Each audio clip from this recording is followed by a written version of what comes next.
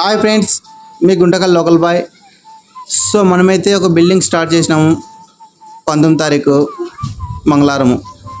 So ఈ building పెంచులపాడులో మన కాజాబాయిది అనమాట. సో మనకైతే గుంటకల్ సైట్ ఇచ్చారు ఇది. సో ఈ బిల్డింగ్ పెయింటింగ్ ఏది వాడుతున్నా, సో మెటీరియల్ ఏది వాడుతున్నా, ప్రతిదీ నీట్గా మీకు అప్డేట్ ఇస్తా.